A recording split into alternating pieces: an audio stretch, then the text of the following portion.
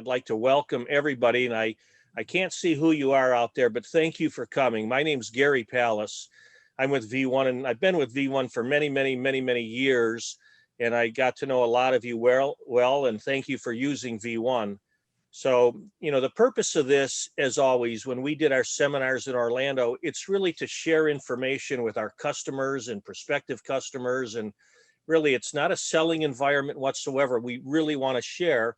So we put together and obviously COVID is dictating how we're doing this. So in the class in Orlando, typically we had 45 or 50 people. Now we've got hundreds of people. So thank you for coming. So the format will be, if you have any questions, please type them in the chat box. There's a little icon at the bottom. Some of you have already done that.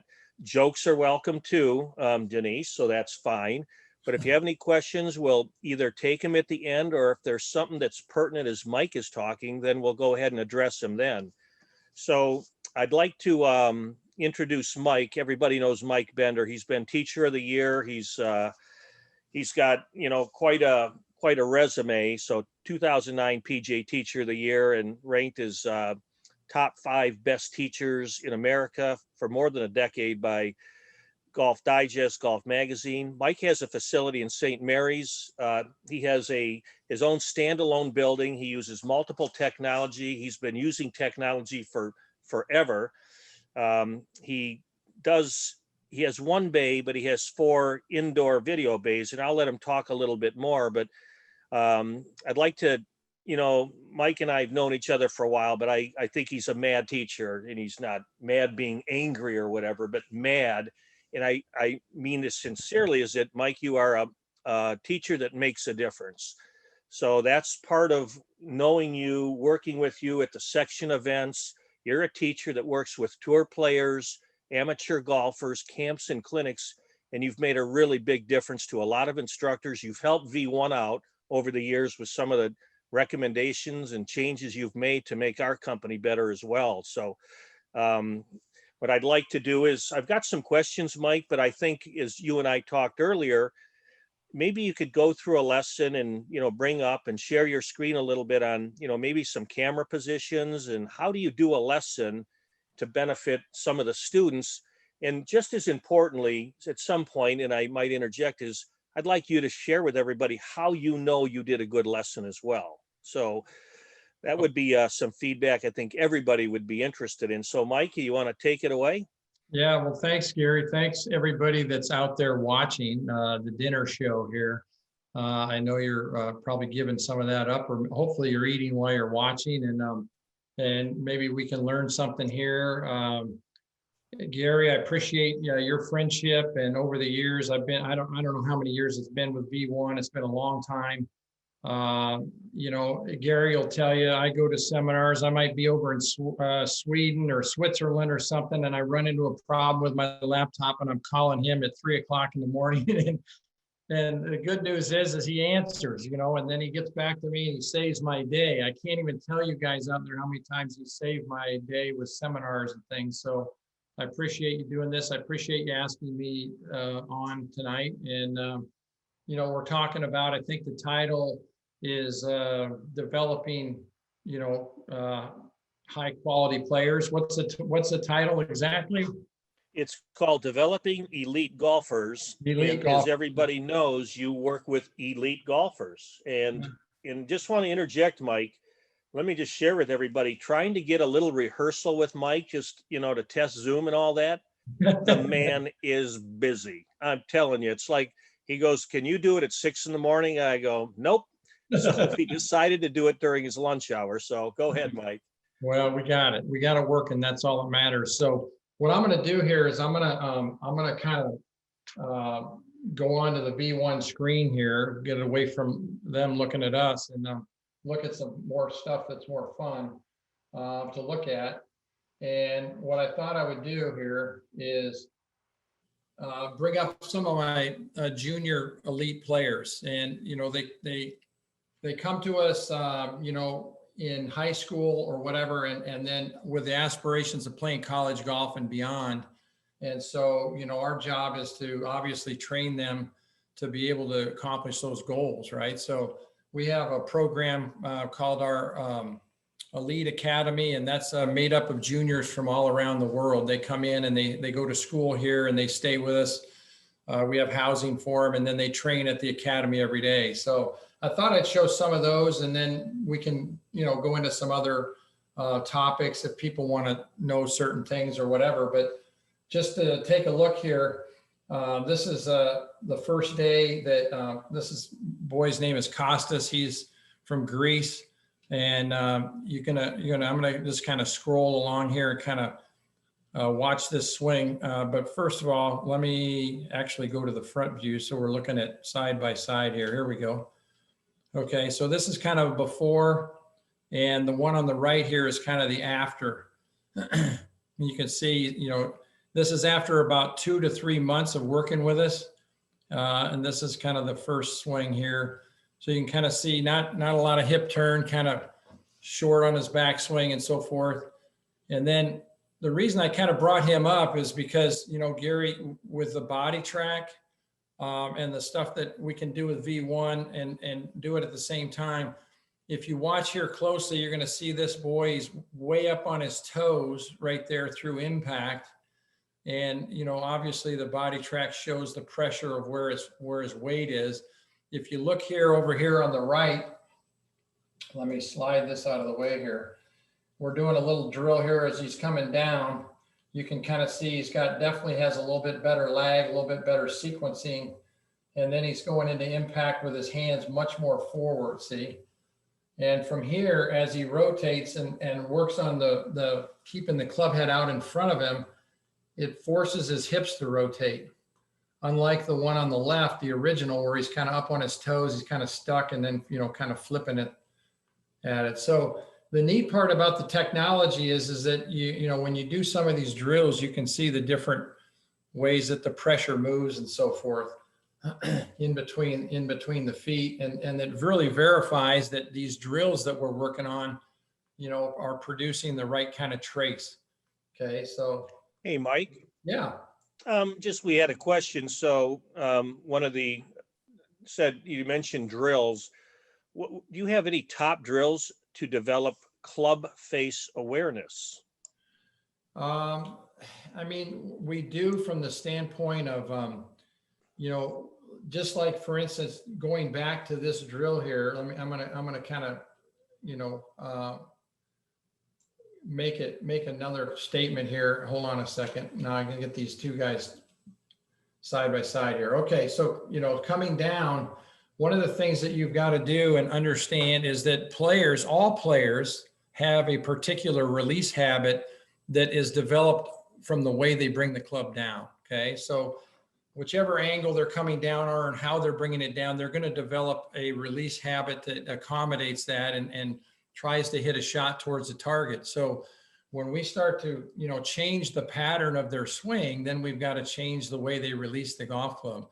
And as he comes in here and makes impact, you can see that as he rotates through, you can see that club face is not really rotating over.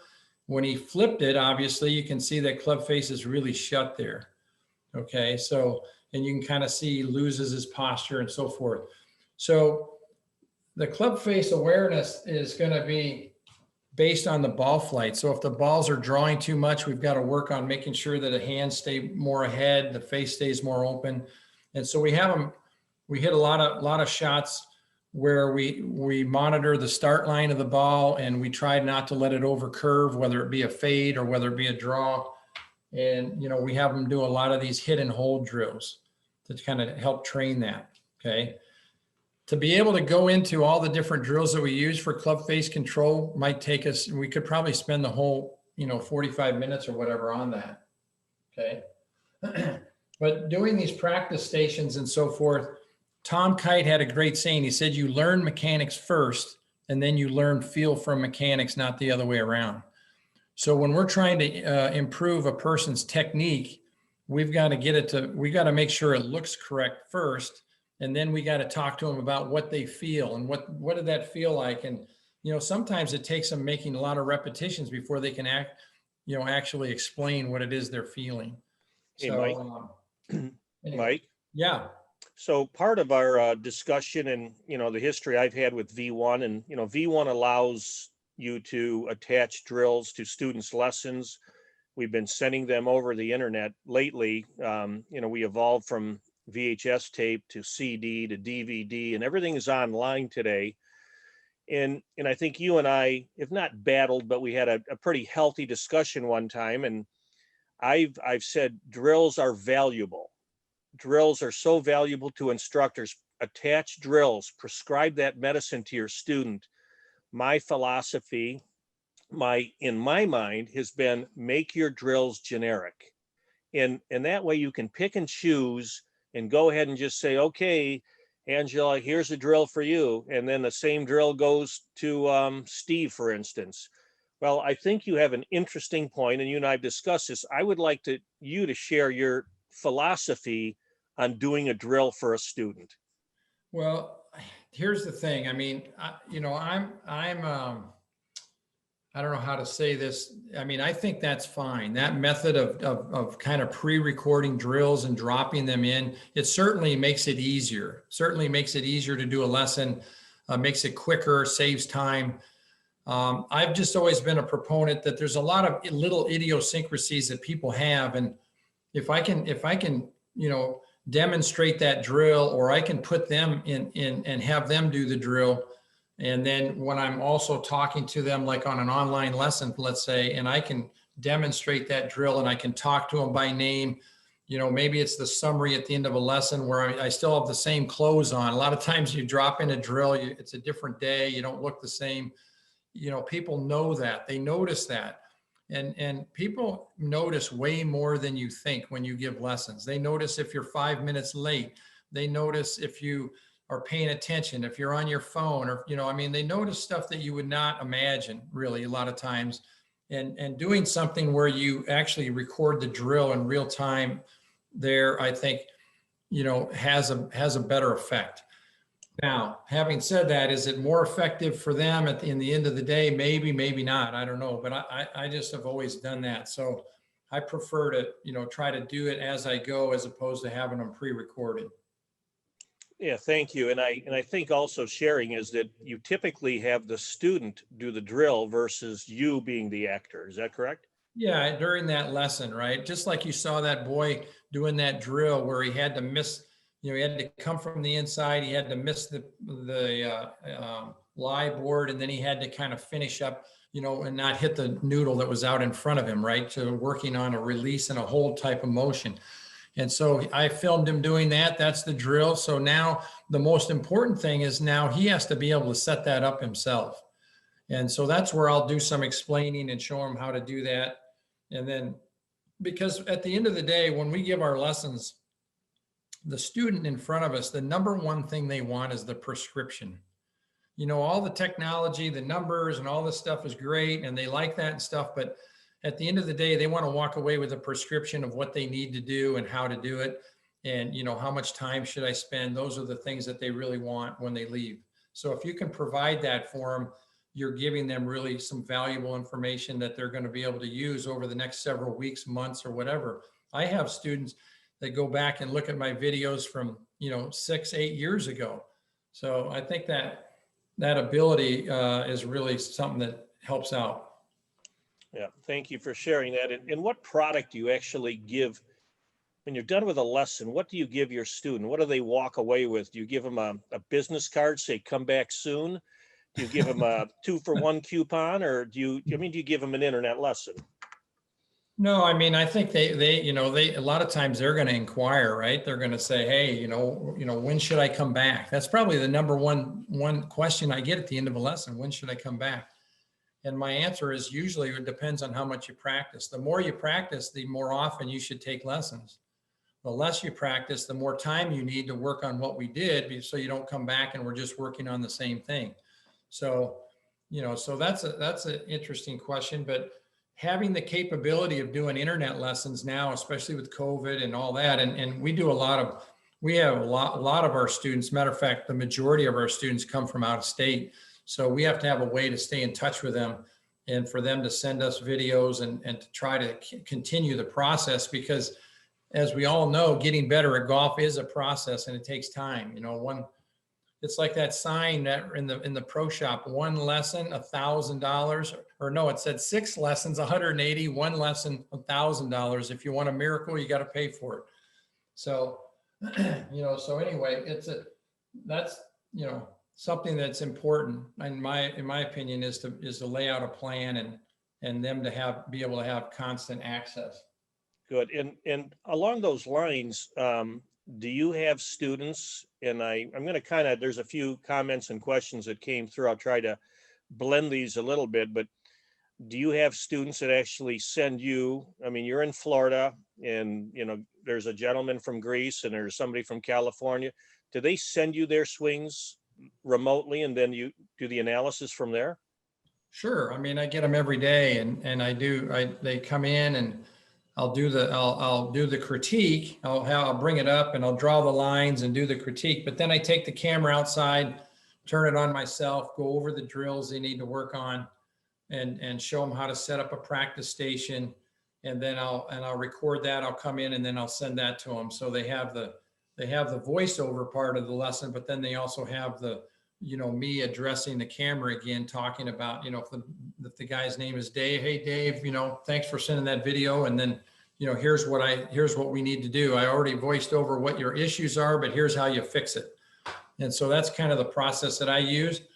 You know, in online lessons, I mean, again, because I do that personally, it takes a little bit longer, right? So, you know, an online lesson for me takes probably about 30 minutes, 25 minutes. So. Yeah, thank you. And appreciate that very much. And I got some questions related to that, you know, are kind of hinging on some of the other comments.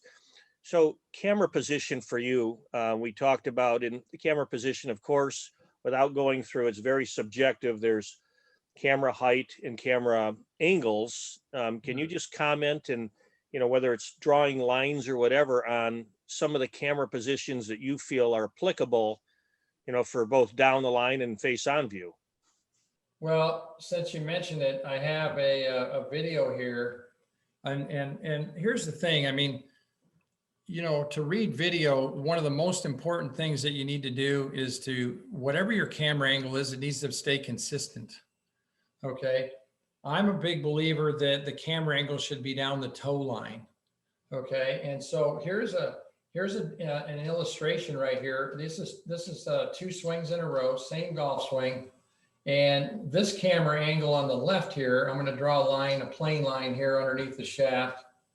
And by the way, everybody out there, you can't make fun of my posture. It's a little squatty, you know, after working all day. But the other video is more over on the ball line and probably not even enough. It is definitely, you can see that the camera on the screen on the right is definitely over more. Actually, let me do this again here. There we go. I had the wrong video up. Okay, here we go. So let me move this out of the way here. Okay, so I'm going to draw that same line underneath the shaft.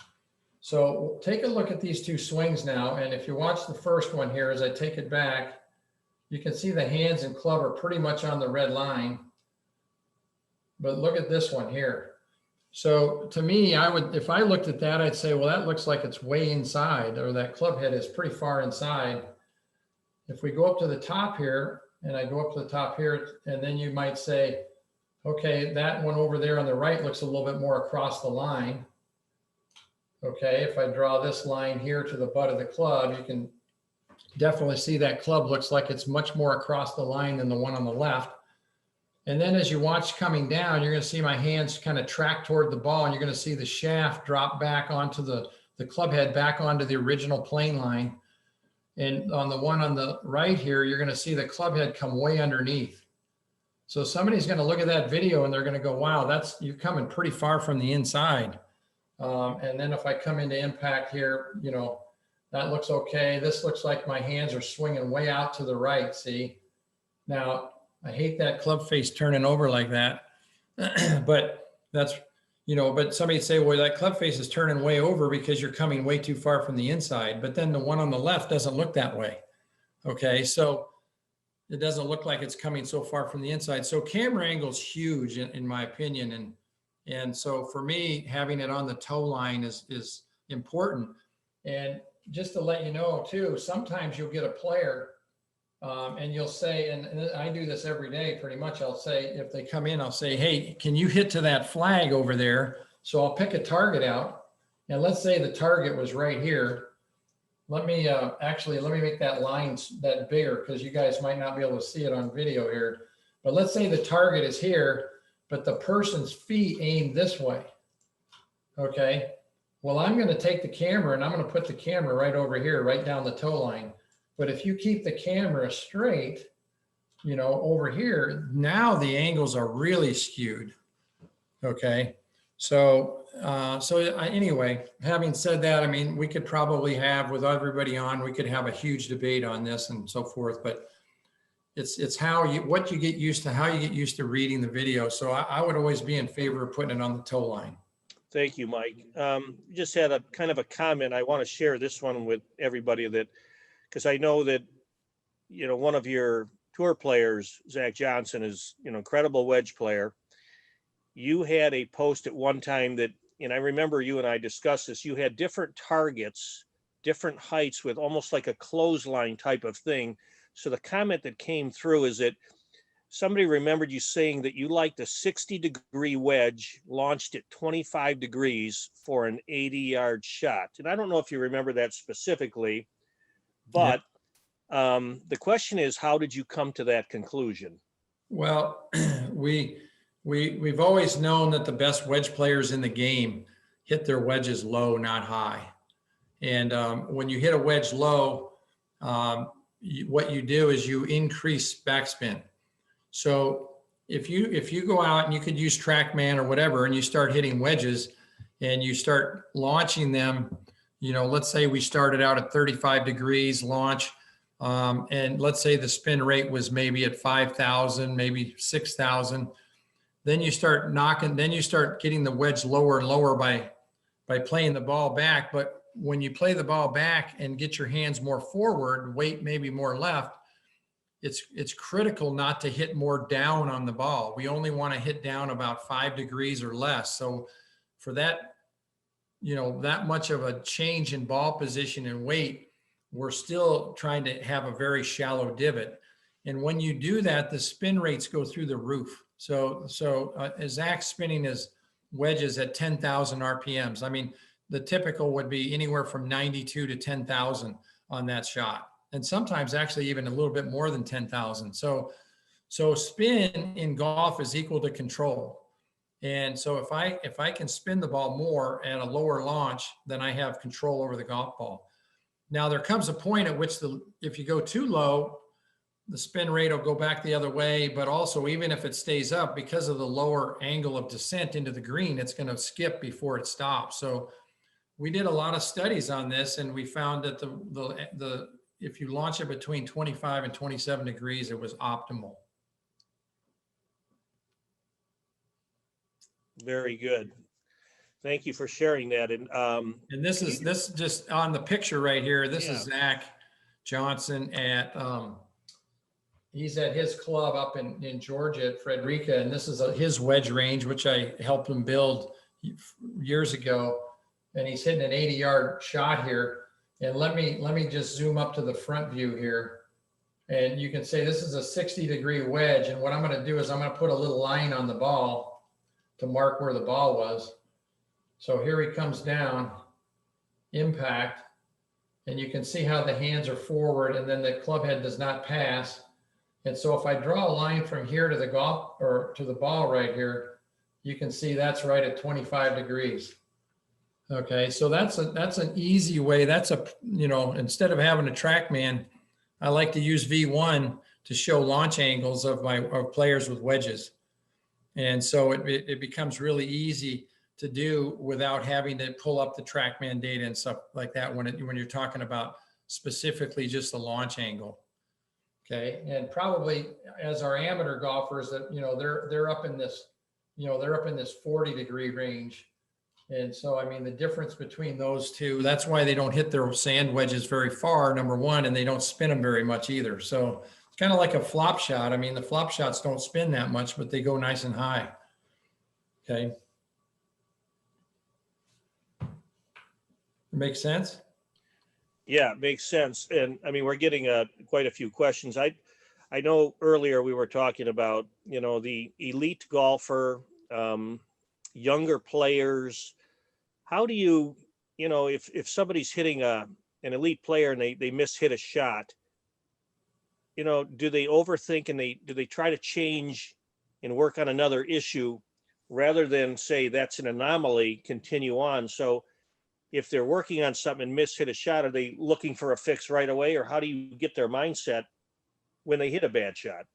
Well, I think it's important, most elite players, they need to know why the ball does what it does. And all golfers, no matter if they're elite players or not, have tendencies. And so it's very important for each player to understand their own tendencies. And when their tendencies come out, it usually produces an inconsistent shot of some sort, right? So they have to understand, okay, when I start seeing those shots, I know my old tendencies are coming back. So what are the drills that I do? What are the things that I do to make sure that I get, right back on track? And, as we all know, like one shot doesn't mean anything. I mean, if they hit 3 in a row badly, then they've got a trend going, and then it's an indication that their swing is producing that. But, one shot is, not indicative of the average, let's say, so that becomes a mental issue though, too. Gotcha. And what about fitness? Are you involved in the fitness aspect of young golfers and, getting them a weight program? We have a large gym at our facility. We have a trainer on staff, actually 2 or 3 that come in and they work with players. Scott Shepard is a top 50 fitness instructor, and he heads it up. And he's also a physical therapist, which is great for us because if players have injuries or what, he knows how to rehab. He's gone to school. He knows how to rehab injuries and things like that. So not only is he a trainer, but he's a therapist as well. So I think anybody that's out there looking to partner up with somebody, if you can kind of get those 2 credentials together, you're ahead of the game there. Yeah. And don't hate me for this, but I think you've been teaching for, 60 some years, but it's, Yeah. no, I'm kidding. I knew we'd throw some jokes out here, but have you seen the fitness aspect of the game change from, when you started teaching, decades ago to now? I mean, it's night and day, right? I mean, everybody's sports specific. It's just like technology's gotten way better. So is fitness. Zach Johnson, I'll put a little plug in, but he's hooked up with his trainer, and they just came out with some products called Live Pure. And Live Pure is some, supplements and things that you take after working out, before working out, hydration stuff. I'm pretty excited about it myself because I'm going to be using it, and I'm going to be having my students use it and so forth. So, I mean, that's really come a long way, right? And knowing what to do and when to work out, and when, just the regimen of that is somewhat of a science in and of itself. And, we're certainly seeing that with Bryson DeChambeau and a lot of these players, bulking up and trying to hit it as far as they can. And, it's amazing how far everybody and how much better athletes and how much better in shape, everybody's become in golf. And, one of the, I've seen, we work with colleges, we work with a lot of elite players via our instructors. And inevitably at the college shows, and I know you teach some college players that are very, very good. I would certainly classify those as elite players without a doubt. It seems to me that, the kid goes to college, he's got a college coach, he's on a scholarship, and you have Mike Bender in Florida going, I've been working with you for years, and you got the college coach now giving him some other medicine. How do you remedy that situation? Because that is so common, high school to college now. High school kids have a coach back home.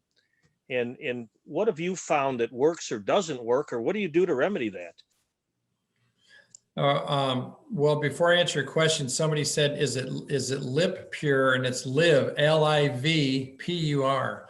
Okay. So anyway, but getting back to your question, that's a frustrating thing for me. And it has been for many years, because I work with a student for 4 years or longer or whatever, and they get a scholarship, and then they go to college and the coach never calls me and never asks tell me about your player. Tell me what's strong. What are his tendencies? How can I best communicate with him? They don't work, I don't think, very closely with the instructors out there. And it's not, and I feel like I could call the coach and I could interject, but if I do that, I feel like I'm wasting my time to some degree, because he's probably not even interested. He should be interested enough in his player to call me, is the way I look at it. So I hope I'm not offending anybody out there, but it's amazing to me how many college coaches do not communicate with the swing coaches of these kids that they're recruiting, especially when they've had long time relationships. So, and then what happens too is the players, when they get there, are a little bit, they're freshmen or whatever, and they want to appease whatever the coach is doing, right? So they don't want to upset the apple cart. So they may not, they might just kind of agree with what he's doing, and before long, they're off on some other tangent. So, sometimes this is a very frustrating thing for us, and it's quite a bit of pressure on the kids as they enter college and they're under these coaches. Yeah, it seems like the conflict is it for the kid. I mean, he's the one caught between two people. So, yeah, I know that as we did the college show, that was one of the things that came out, that how do you almost marry the two together so that the student has, oh, here's what Mike has said and here's what the college coach said. So yeah, I mean, you got to remember, from my perspective, we've got thousands of students or hundreds of students, however you want to look at it. And a college coach has 7 or 8, or maybe if you got a big team, maybe they have 10 or 11. So they only got 10 or 11 kids that they're taking care of. So in my opinion, knowing the parents and knowing the coaches, their previous coach or whoever their swing coaches are, things like that, would seem to me just to make common sense as part of their program and trying to help these kids mature and play the best they can. Yeah. And I think the comments, I don't know if you see them as well, that everybody's, right on and totally agree and all that. And I think honestly, the use of the technology in the old days is, well, let me send you a swing. Let me send you tape. Today, you can capture a swing on iPhones, iPads, V1 Golf, and interchange them in a matter of seconds. So it's so easy to transmit and share that swing data and information back and forth. So I can see the comments left and right are exactly what you were saying. Yeah, I had, I think I mentioned earlier, but I had a student who's got a scholarship to Berkeley. And he just, the first semester, because of COVID, he stayed around here, and then he left and he's out there now, and great player. And he sent me a swing today, and, I reviewed his swing and sent it right back to him, made some comments on it. And, it was a very simple process. Took, like you said, took a matter of minutes. So, so I'm hoping that continues on his, trip out there. Right. Well, you put this video up for a reason, and so go ahead and roll with it. Well, this is a cool video because, one of the advantages with COVID is you get to walk out on the golf course with no fans, and I had my phone. So this is Colin Morikawa at the PGA. I don't know whether this was the second round. I think it might've been the second round. And I just want to, that person that was asking about Clubface Control, take a look here, and this is one of the reasons why this guy's so good. If you take a look at his golf swing here, and I like this little move in the transition where you can see his hips. You can see there's Zach Johnson's bag in the background because he was playing with Zach that day. But you can see a little bit of lateral movement there. And then as he comes in, look at the left wrist. Okay, and notice how that left arm, the club head is not past his left arm, and his hands are outside of his left thigh. So what you see on a lot of people that have club face control issues, you're going to see that club head already past their left arm quickly through the ball. And when that happens, either the left wrist is breaking down or there's rolling of the club face or whatever. So it made me think of him. And then if you need even further up, as you look at his right here, you can see how the left arm and shaft are in a straight line. So there's very little rehinging of the club, which again is very reminiscent of Ben Hogan and I'll, and Zach Johnson, Zach's got his strong grip. So that's, and Colin has a very, more of a weaker grip, but it's interesting how they have that same look through the golf ball and post impact. If you take a look here at, here's a driver. This is that hole, by the way, that he drove the green and made eagle on. But this isn't the last day, but he's still hitting driver there. But take a look at the same wrist conditions there at post impact there.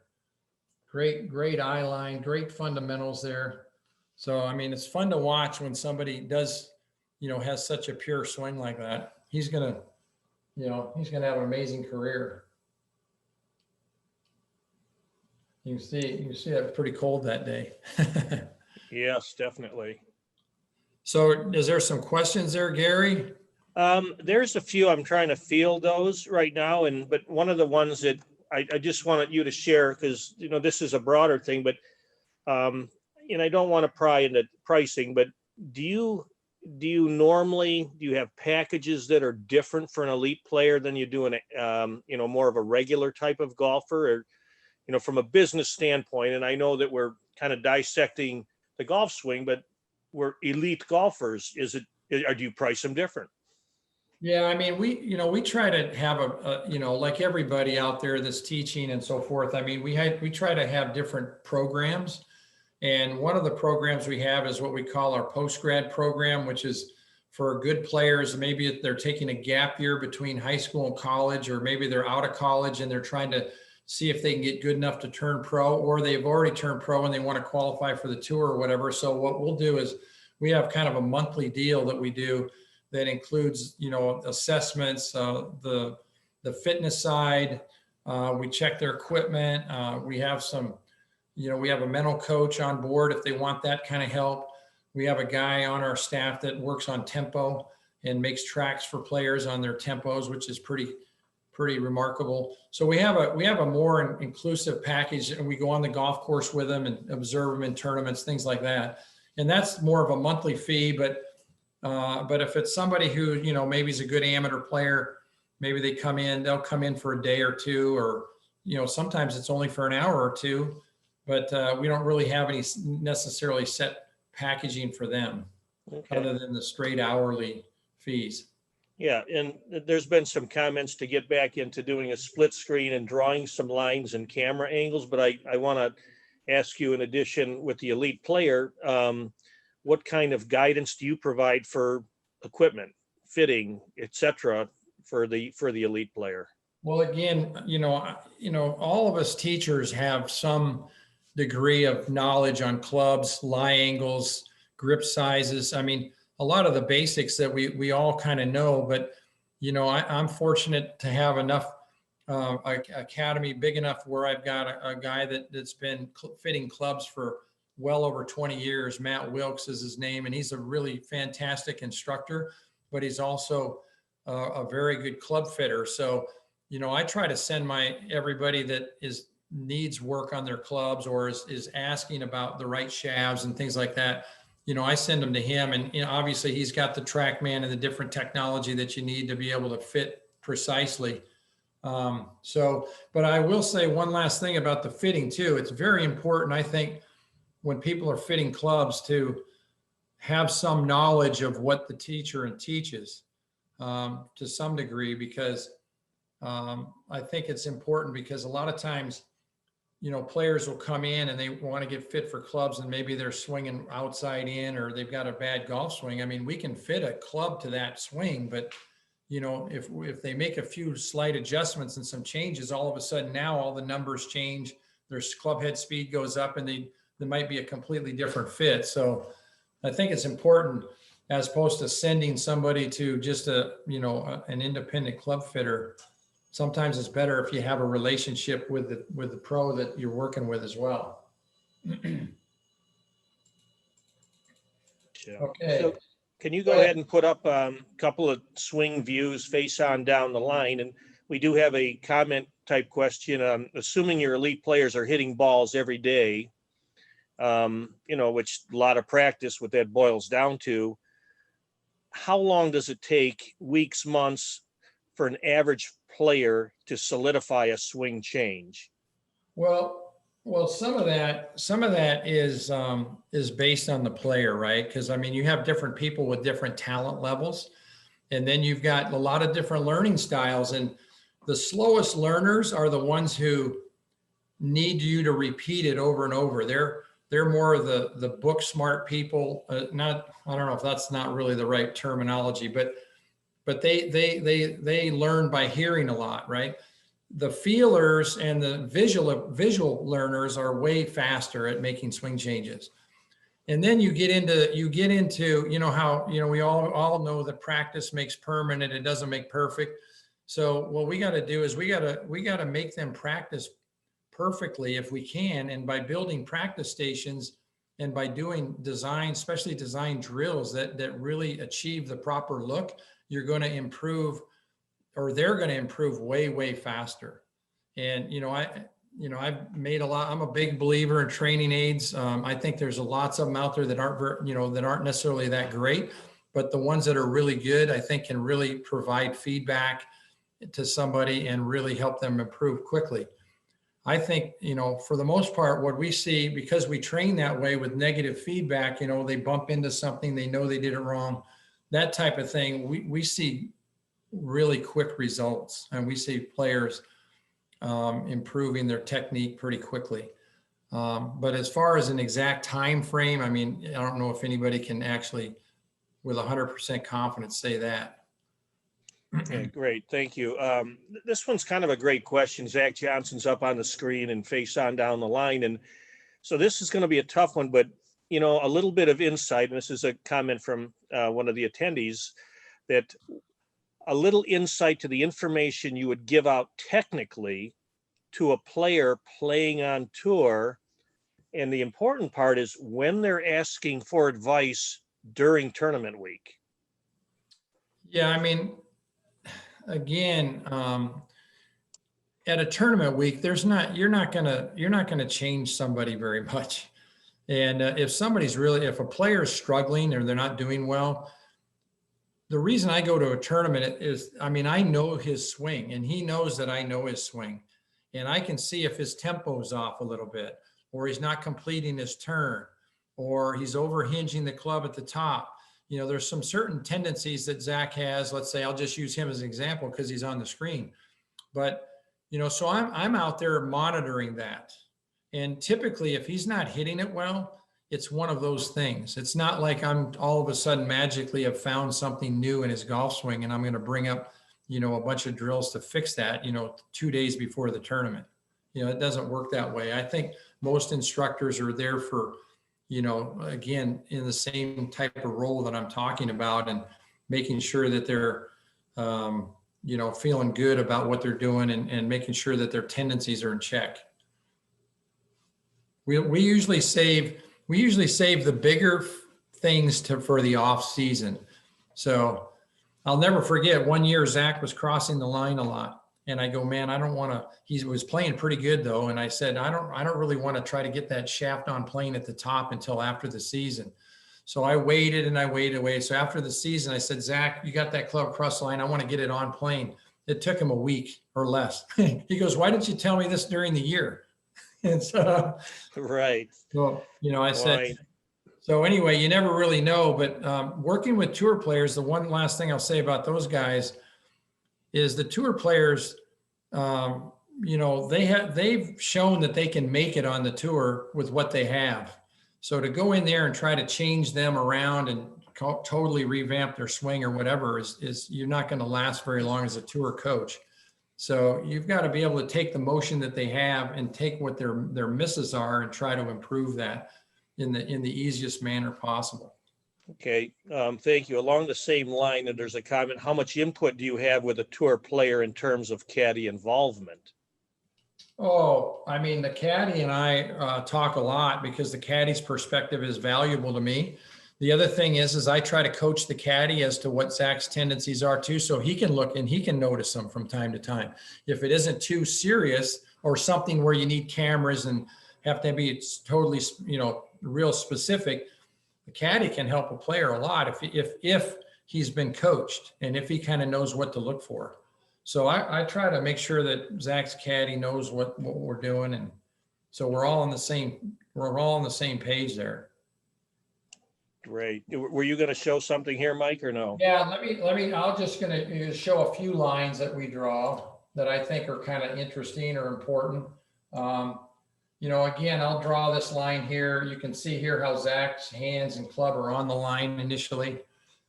As he gets to the top, a line I like to draw is from the butt of the club to the golf ball. Okay, because I like for the hands to be touching that line in the downswing. You can see how the hands are tracking that line. And then you can also see how the club head comes right back to the original shaft plane line. Okay, and and you'll see how the left or the shaft lines up through that right forearm. And you can see how the club head now is on the line and the hands are on the line, about red line up. They go into impact, and now the hands go right around the line on the other side. So from the top of the downswing, his hands are right on an even arc, moving right on around the swing. A lot of people think Zach, you know, draws the ball, so he has this, you know, kind of really inside out swing, but his hand path actually works right around the arc nicely, as you can see there. From the front view, if you watch here, you can kind of see a gapping of the hip, of the right hip, and you can see how his upper body now has maintained some spine angle. So if you look here at, real quick, I don't want to take up too much time, but this is Cameron Champ. And to me, he and Tiger Woods both have tremendous pivots in golf. But if you watch here, you're going to see the same idea. You can kind of see that same gapping effect, but you can see how he's maintained the spine angle there. So that's something we look at. You know, that's some lines we draw there. Those are some very simple things, but you can see, you know, for backswing pivot or whatever, you can see the difference. Look at Champ's, how far his hands are ahead and the rotation, as opposed to, of course, he's hitting driver versus Zach, but, you know, a lot different downswing delivery, the way they would create their speed. But anyway, just using lines. I think most of us out here that are drawing lines have our particular things that we, you know, use on a daily basis that are more, you know, maybe kind of more prevalent than something else, others. Yeah, and thank you for sharing that. The V1 has the toolbox. That is what I call lines, circles, squares, everything under the sun to draw. So I see you, and I see a lot of your videos, you use lines quite a bit. So another comment, Mike, what are your favorite training aids? And without being too, you know, putting your specific training aid endorsement hat on, do you have a favorite one? Beside V1. I mean, for the general golfer, like mid to higher handicap, I like using an impact bag, but I don't use it for impact. I use an impact bag to demonstrate path. And we try to get the impact bag to rotate to the right while keeping the shoulders a bit more closed, because an over-the-top golfer, a slicer, or somebody who's struggling with distance and, you know, contact, usually their path is more left. And so in that, the bag will actually rotate the wrong way, and it's a really good demonstration. So we use that a lot. I use it for other things too, but I don't really use it for impact, the name of it. But, you know, and then I have a thing called a impact station. We have a swing plane board. Those are things we use all the time, every day. So it gets people to get those right feels again. You know, having the right feeling is critical if you're going to be making swing changes. Great. And what are your best impact drills? Well, impact is a byproduct of coming down from the right angle, number one, and creating lag, and lag is a byproduct of speed. So if I get players to move their hands toward the ball from the top and accelerate, then they can create some lag. And if they can create lag, then they can create that great impact position with the handle ahead of the club head, where they can hit down on the ball and compress the ball. And so we do a lot of left-hand training. I do a lot. I feel like most right-handed golfers, are using their right arm. They're accelerating the club, but if they can train their left hand to what the proper impact position is, And anytime you push your hands forward, it opens up the club face. So you then have to have some rotation of the knuckles underneath or down. And this would again would be somebody that has maybe a neutral grip, but you have to train the knuckles to turn down and then, and that leading edge to hit into the ground. So, we do a line drill in the bunker and try to have them hit in front of the line. And we use impact, or we use lie boards and try to hit in front of the lie boards. But most of the training a good impact position is a domino effect of the transition and how they bring the club down, and then also training the left wrist. Okay, can you, following up with that, can you also comment on your, or several, whatever, best pivot drill or drills? Yeah, the number one, and I stole this drill from Martin Hall probably 30 years ago. And he had a magazine article where it's called the wall drill, and he set up with his butt touching the wall, and then he turned and he got his hands over to the wall. And typically when you do that, if you keep your head still and you do that, your hips work in that manner that we see here with Cameron Champ, where that's kind of that hip is kind of gapping away, right? So, and then it also produces a lot of depth and really good width in the backswing. So we use that wall drill all the time. That's probably my favorite pivot drill. Okay, this is a comment we had when addressing players with a two-way miss, block, hook, and in-out path. What's the typically the top cause and drills to fix it?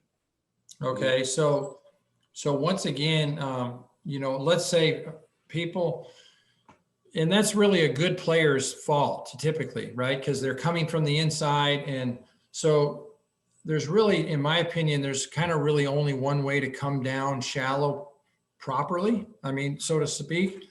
In other words, players will have what's called early extension. Their hips will go in, their body will go back, and their hands will drop down or whatever. And then that causes them to swing too much from the inside. And so what we'll do, it depends on what the cause of them swinging too much inside out is. But what I'll do is I'll make sure I put a cushion down just underneath the shaft. So if they swing underneath that, they'll hit the cushion. And it's kind of a long one and kind of has this top edge. So they basically have to get the shaft a little bit more out in front of them. The other things that I'll do is I'll put a noodle out in front of them. And so their hands have to track around to the left side as opposed to being able to run out to the right. So there's a lot of different things that you can do to help with that. It's just a matter of diagnosing it right first. And a lot of times I see people they're running to the right and they try to get their hands to move more left, early in the downswing. And sometimes they're kind of putting a Band-Aid on something that's going to cause some issues the other way later. So I think that's one thing you got to make sure is that you're diagnosing the problem right first. Great, thank you. So we talked a little bit about Bryson, right? Bryson, great golfer. And you made a comment too. You showed a player that he eagled a hole, and I don't know who the golfer was, but he drove the green, blah, blah, blah. So in the world today, everything's been made, the fitness increases in speed. At some point, in the comment is, what is your advice so as to increase the speed, but optimally from a technical perspective? So somebody's not swinging out of their shoes, more speed, but completely out of control. Yeah, I mean, I think that's really the key, isn't it? It's being able to swing harder and faster, but yet still, like Rory McIlroy is one of the best drivers in the game. Same with Dustin Johnson.